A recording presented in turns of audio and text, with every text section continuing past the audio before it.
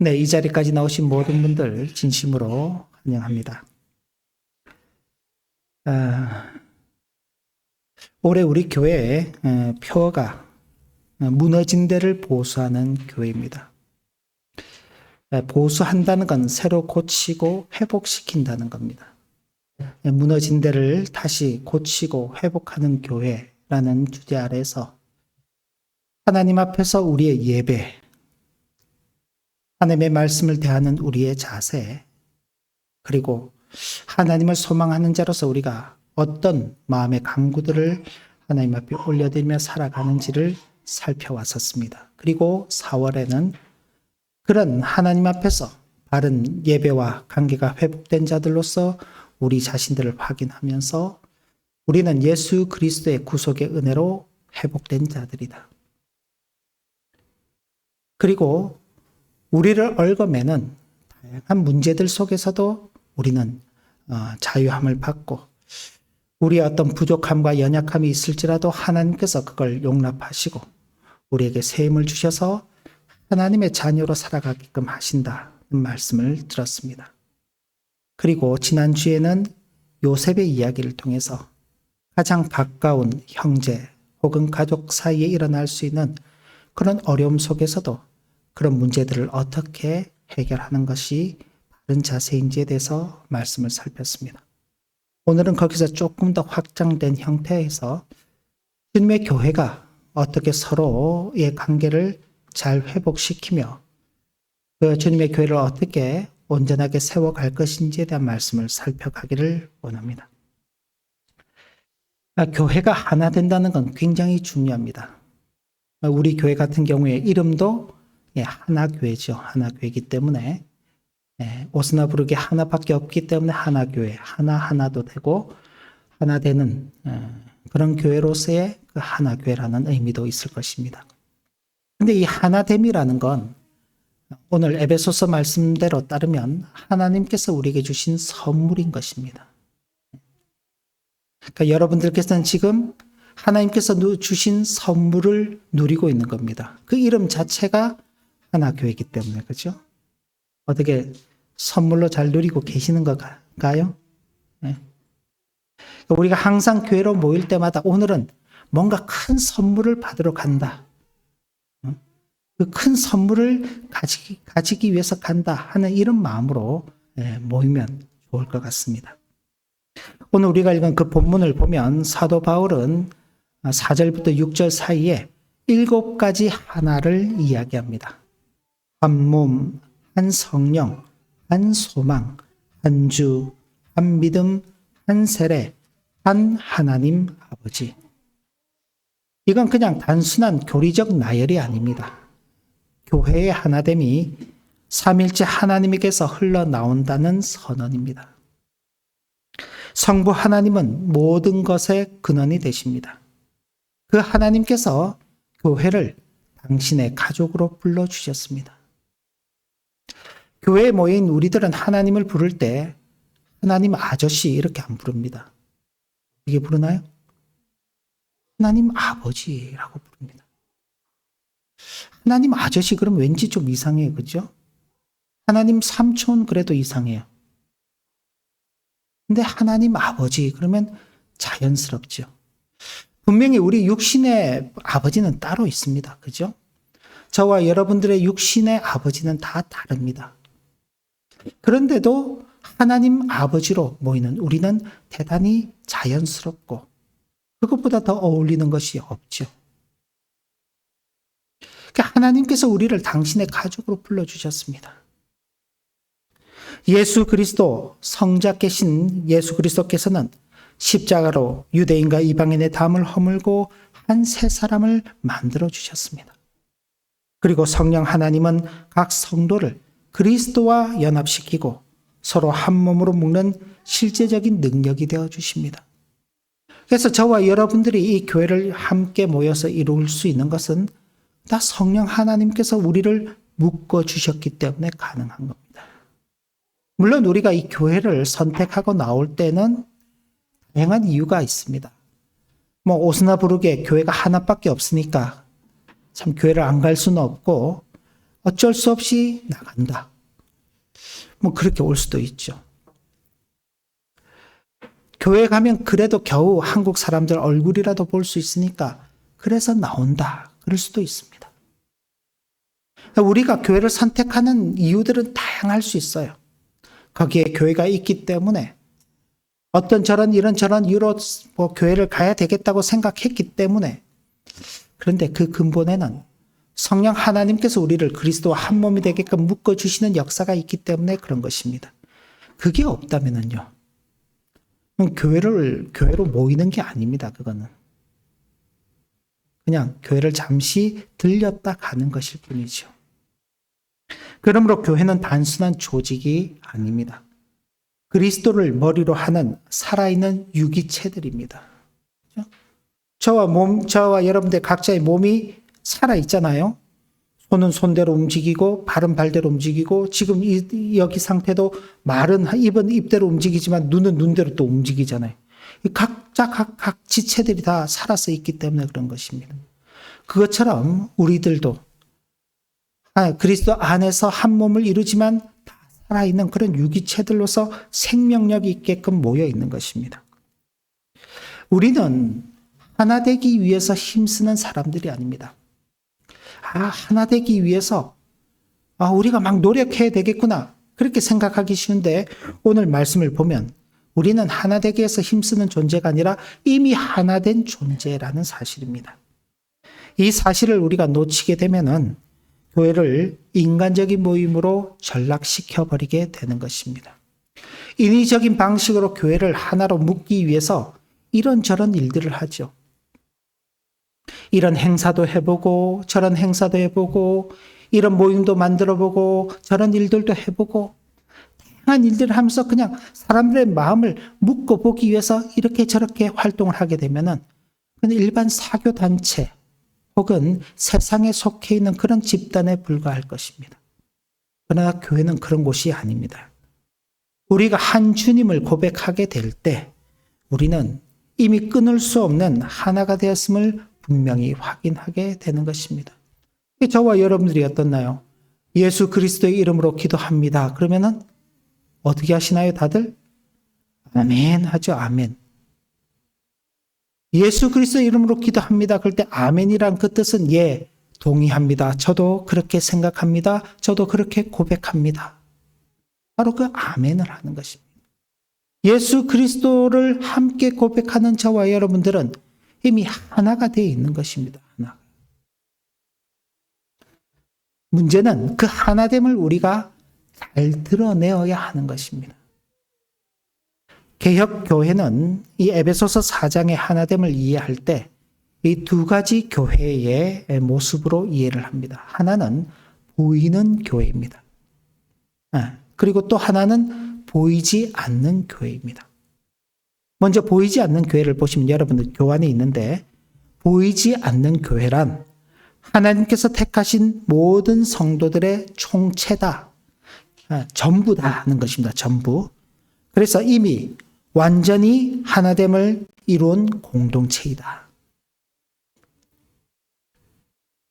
그러니까 보이지 않는 교회, 지금 이 보이지 않는 교회는 창세 이래로부터 모든 하나님의 택하신 백성들이 다 거기에 포함되어 있습니다.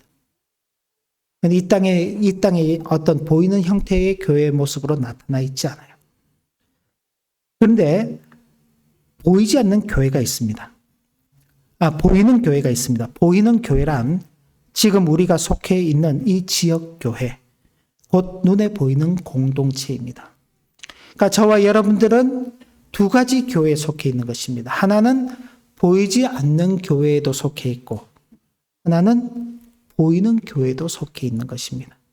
그런데 보이지 않는 교회는 완전한 교회입니다. 그런데 보이는 교회는요, 아직까지 완전하지 못해요. 왜? 그 속에 속해 있는 구성원들, 저와 여러분들이 여전히 죄인인 상태로 이 교회를 이루고 있기 때문에 그런 것입니다. 저와 여러분들은 구원받은 죄인이다. 우리는 구원받았기 때문에 예수 그리스도로 말미암아 이미 의롭다 하심을 받았지만 그러나 여전히 죄인된 상태를 가지고 있습니다. 예전에 한번 말씀드렸죠. 깨끗한 종이를 이렇게 탁 구기고 난 다음 그걸 다시 펴보지만은 모양은 갖추어지는데 그 구겨진 형태는 그대로 남아있죠. 그게 저와 여러분들의 모습인 것입니다. 예수 그리스도의 대속의 은혜가 없다면 우리는 그 모양 자체도 이미 망가져 있는 상태로 있을 것입니다. 그러나 예수 그리스도께서 우리를 대속해 주심으로 말미암아 우리의 그 모습은 다시 회복이 되었습니다. 그러나 우리의 본성은 여전히 죄된 본성을 가지고 있는 것입니다. 그렇기 때문에 그 죄악된 본성들이 때로 우리 교회 공동체의 모임 가운데서 드러나게 되는 것입니다. 그러다 보니 교회가 때로는 갈등이 있기도 하고 다툼이 있기도 하고 또 분열이 있기도 하고 그렇게 어려움을 겪게 되는 것입니다. 그래서 사도 바울은 우리에게 이렇게 말씀하는 것입니다. 3절 말씀 우리 같이 한번 거기 볼까요? 사도 바울은 이렇게 이야기하죠. 같이 읽습니다. 성령이 하나 되게 하신 것을 힘써 지키라. 이미 성령께서 하나 되게 하셨다. 너희들은 그것을 지키는데 어떻게 지켜야 된다고요? 힘써 지켜야 된다. 힘써라는 말은 쉽게 된다, 쉽지 않다. 쉽지 않은 것입니다. 쉽지 않아요. 한순간만 힘을 주는 것 같으면 할 수 있죠. 한순간만. 근데 한순간이 아니라 이 교회가 사라질 때까지입니다. 사라질 때까지. 저와 여러분들이 이 교회에 소속돼 있을 때까지. 그걸 또 조금 더 확장하면 이 보이는 교회로서의 이 하나 교회가 이 땅에 존속할 때까지. 좀 더 확장하면 이 지상에 있는 수많은 교회들이 이 땅 가운데 존속할 때까지.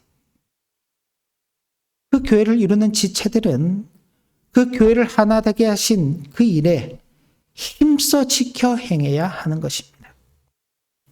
중요한 것은 하나 되게 하라가 아니라 하나 되게 하신 것을 지킨다는 겁니다. 하나 되게 하신 것을 지키는 거지 하나 되는 걸 지키는 게 아니에요. 우리는 하나됨을 만들어내는 사람들이 아닙니다. 이미 하나님께서 주신 하나됨을 이 땅 가운데 드러내는 사람들입니다. 교회의 분열은 단순한 관계의 문제가 아니라 하나님께서 이루신 것을 무시하는 것이 문제인 것입니다. 하나님의 말씀을, 하나님께서 세우신 법도를, 하나님께서 세우신 질서를 무시하게 될 때 거기에 교회의 분열이 시작되는 것입니다.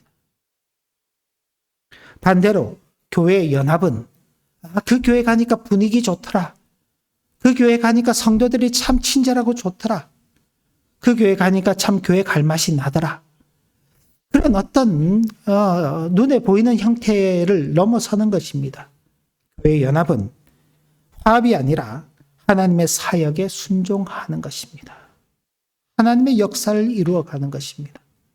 그러니까 저와 여러분들이 교회를 새롭게 하나됨으로 교회를 하나됨으로 새롭게 계속 지켜나가게 될 때 우리는 바로 하나님의 역사를 이루어가는 것입니다.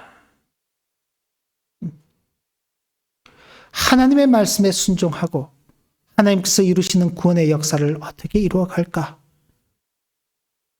여러분 하나님의 말씀에 순종하고 하나님의 구원의 역사를 여러분 이루어 가십시다. 그러면 어때요? 아멘 그러죠? 근데 그걸 이제 그럼 어떻게 하실 건데요? 물으면요. 어떻게 하실 건가요? 어떻게? 전도를 하러 가야 되나? 어디 선교지를 가야 되나? 구제를 해야 되나? 그런 생각을 하기가 쉽죠. 그건 다음인 것입니다. 첫 번째는요. 성령께서 하나 되게 하신 것을 지키는 겁니다. 하나님께서 이미 우리에게 주신 그 하나됨을 지켜나가야 하는 것입니다. 거기에 하나님의 역사에 동참하는 우리의 사역이 나타나게 되는 것입니다. 그래서 하나됨을 지키는 우리가 필요한 것입니다.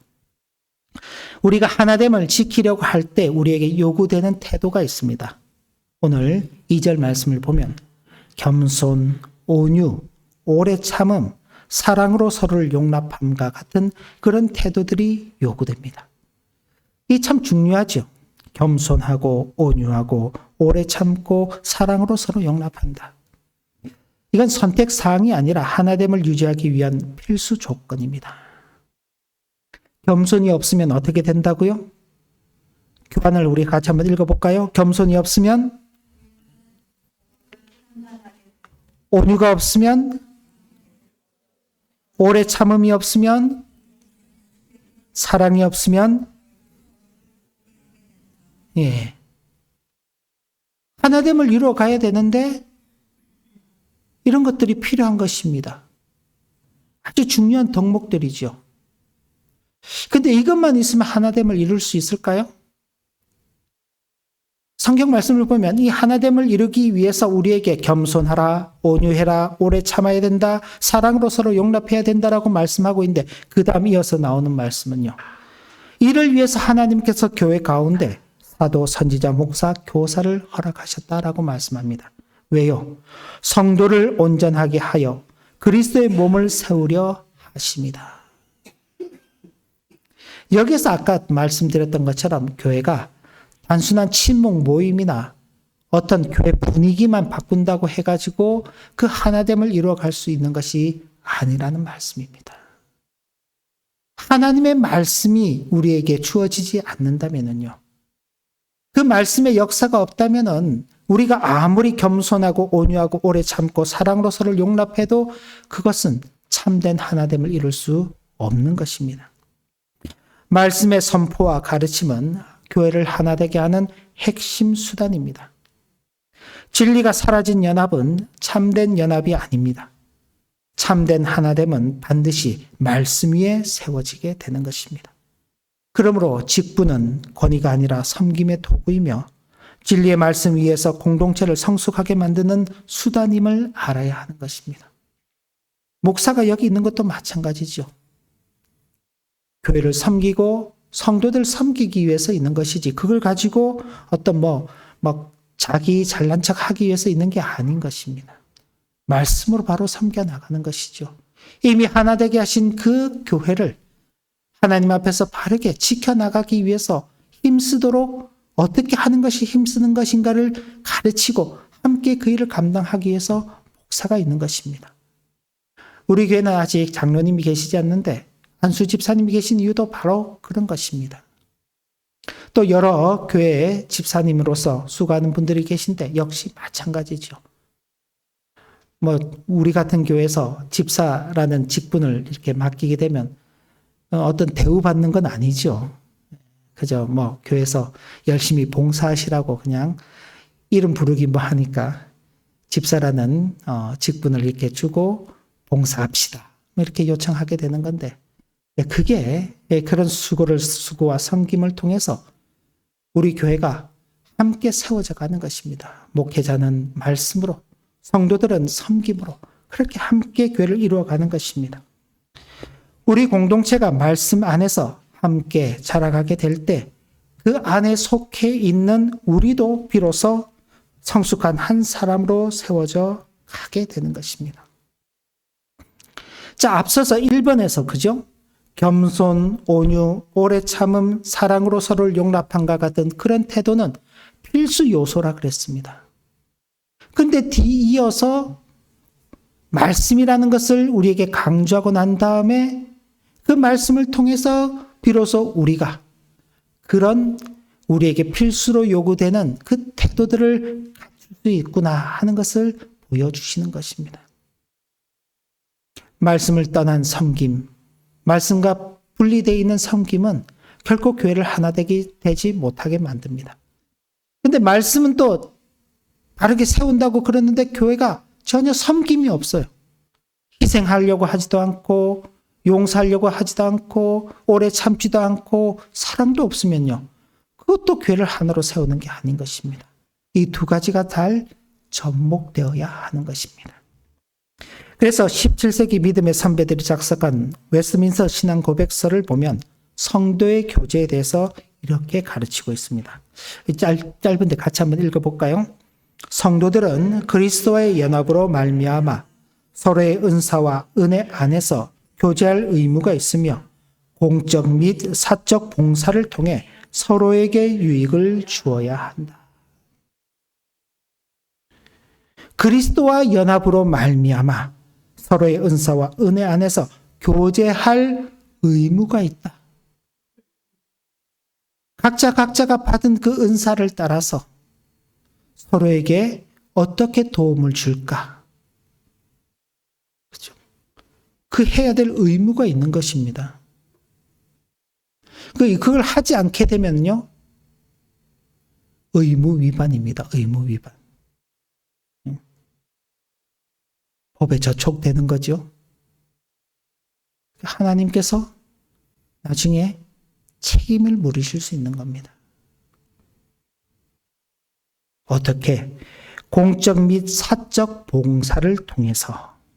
공적이라는 것은요, 교회가 함께 모였을 때, 오늘 같은 경우가 그렇죠. 우리가 예배 마친 후에 함께 식사를 하는데 각자가 자기가 할 수 있는 만큼의 그 분량을 따라서 섬김으로 봉사를 하고, 그렇게 함께 모여서, 그죠? 우리가 함께 또 식사를 나누게 되는 것입니다. 이게 끝이면 안 돼요. 사적으로. 서로가 서로를 돌보고, 서로에게 어떤 유익하면 도움을 줄 것인지, 기도할 일이 있으면 같이 기도하고, 또 도울 일이 있으면 다 같이 돕고, 웃을 일이 있으면 함께 웃고, 울 일이 있으면 함께 울고, 그렇게 서로에게 그 책임과 사명을 잘 감당해야 되는 것입니다. 그렇게 하는 것이 성령이 하나 되게 하신 것을 힘써 지키는 것입니다. 말로는 하나됨을 힘써 지키자 놓고는 그걸 안 하면 안 되는 거예요. 이는 에베소서 4장의 가르침을 정확히 반영하는 것입니다. 교회의 하나됨은 우리가 만들어야 할 목표가 아닙니다. 하나 되는 교회가 되자. 교회가 하나 되자. 이런 목표 우리는 만들지 않습니다. 그리스도 안에서 이미 주어진 은혜입니다. 선물입니다. 우리는 그걸 누리는 자들입니다. 누릴 뿐만 아니라 그걸 보여주는 사람들입니다. 우리는 이렇게 하나됨을 누리고 있다. 우리의 하나됨은 바로 이런 것이다. 하는 것을 보여주는 것입니다. 우리는 그 하나됨을 겸손으로, 사랑으로, 진리 위에서 힘써 지켜가야 하는 것입니다.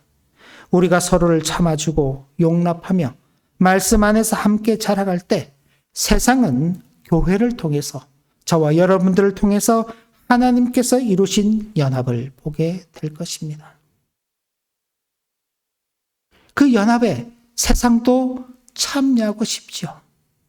그렇게 만들어가는 것이 교회의 역할입니다. 뭔가를 보여주고 세상들어 참여하라 그래야지, 보여주는 것도 없이 말로만 가지고 참여하라 그러면 안 되는 겁니다.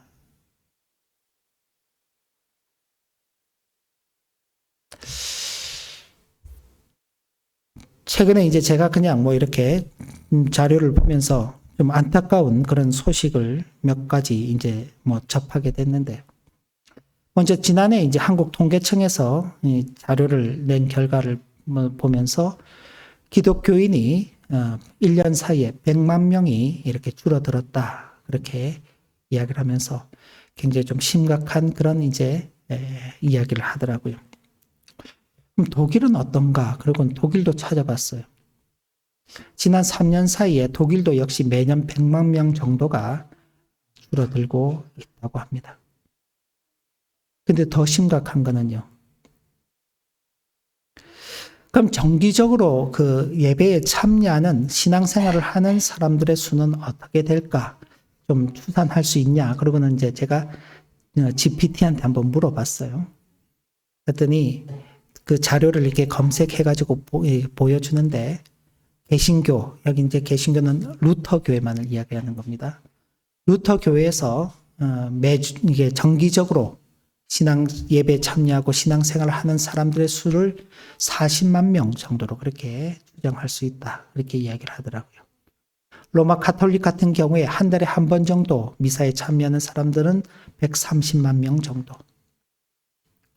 독일 인구가 8,300만입니다. 그런데 정기적으로 신앙생활을 하는 사람이 40만 명밖에 되지 않는다. 독일 인구의 2.3%입니다. 2.3%. 100만 명, 그러니까 좀 그렇잖아요. 어느 정도인지. 독일에서 100만 명 정도 되는 도시가 어딘가 또 검색해 봤더니 쾰른이 한 109만 명 정도 된다 그러더라고요. 그러니까 매년 쾰른 같은 도시의 인구가 다 없어져 버린다. 그렇게 생각하면 됩니다. 굉장히 심각하죠. 다양한 이유가 있을 것입니다. 여러분들께서 뭐 독일 교회 같은 경우에는 독일 언론을 보시면 그런 이야기들이 있을 것이고, 한국 같은 경우에도 이런저런 이유들로 성도들이 떠난다 하는 그런 이야기들을 들었을 것입니다. 그런데 오늘 우리가 말씀과 관계해서 볼 때는 가장 중요한 요인은 성령께서 하나 되게 하신 것을 힘써 지키지 않기 때문에 그런 것이 아닌가. 각 교회들마다 독일 교회는 독일 교회 나름대로, 한국은 한국 교회 나름대로 성령께서 이미 하나 되게 하신 것을 지키는 일보다 그 외의 것들에 마음을 더 쓰기 때문에, 그러면 교회는 하나가 될 수가 없는 거거든요. 구원은 하나가 되자고 그렇게 외치는데 하나 되게 하신 것을 지키는 게 아니라 그 밖의 것들을 하게 되면은 그거는 그 하나됨을 지킬 수가 없는 것입니다. 그런데 다양한 문제를 진단하는 그런 뭐 자료들도 보고 영상도 보고 그렇게 했는데 대부분 다 눈에 보이는 가시적인 문제들을 지적하고 그 문제들이 해결되면 마치 교회가 해결될 것, 교회를 떠나는 문제가 해결될 것처럼 그렇게 판단하는 것을 보고 진단하는 것을 보고 조금은 아쉬움을 느꼈습니다. 과연 그런 문제일까?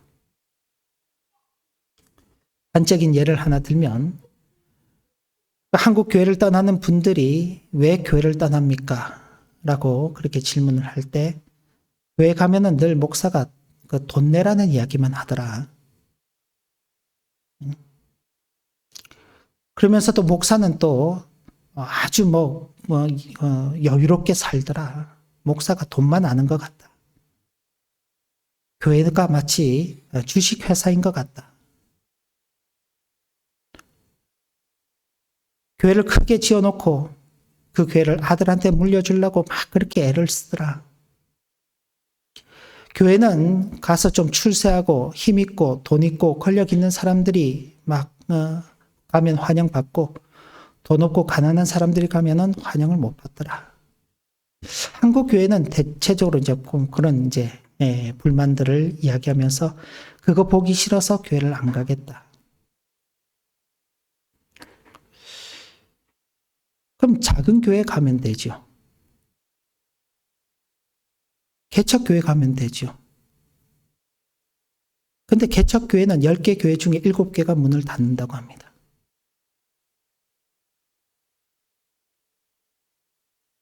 대형 교회가 그렇게 문제가 있어서 가기 싫으면은 작은 교회를 찾아가면 되죠. 근데 작은 교회도 안 가요. 그 말인즉슨 본질적인 문제를 해결하지 않고 비본질적인 문제를 아무리 해결해 본들 교회 하나 되면 이룰 수 없다는 사실입니다. 성령께서 이미 하나 되게 하신 것이 있는데 그게 무엇인지를 알고 그걸 힘써 지키는 데 집중할 때 교회 하나 되면 자연스럽게 이루어져 가는 것입니다. 독일 교회의 가장 큰 안타까움은 말씀을 버렸다는 데 있습니다. 그 외의 것들은 차치하고라도 하나님의 말씀을 버린 그 일에서부터 독일교회 하나됨은 이미 깨어지기 시작했습니다. 독일교회가 진정으로 회복되기 위해서는 말씀의 권위를 다시 세워야 하는 것입니다. 옛적 마틴 루터가 종교개혁 때 외쳤던 오직 하나님의 말씀으로라는 그 외침이 다시 이 땅 가운데 선포될 때 독일교회는 비로소 회복될 것입니다. 한국교회도 역시 마찬가지입니다. 오늘도 우리는 그리스도 안에서 부르심을 받은 자답게 살아가며 성령이 하나 되게 하신 것을 힘써 지키는 교회로 세워져 가야 할 것입니다. 우리의 삶의 자리에서 나보다 남을 낮게 여기고 허물은 덮어주며 진리의 말씀에 순종함으로 성령께서 하나 되게 하신 것을 힘써 지키는 저와 여러분 되시기를 주님의 이름으로 기원합니다. 하나님 아버지, 주신 교훈의 말씀 마음에 새기며 성령께서 하나 되게 하신 것을 힘써 지키는 교회, 이 하나됨을 이 세상 가운데 온전하게 드러내는 교회, 그래서 세상도 그 하나됨을 보고 아버지 하나님과 연합되기를 소망하는 그 일을 꿈꾸는 교회가 되게 하여 주옵소서. 예수님의 이름으로 기도 올리옵나이다.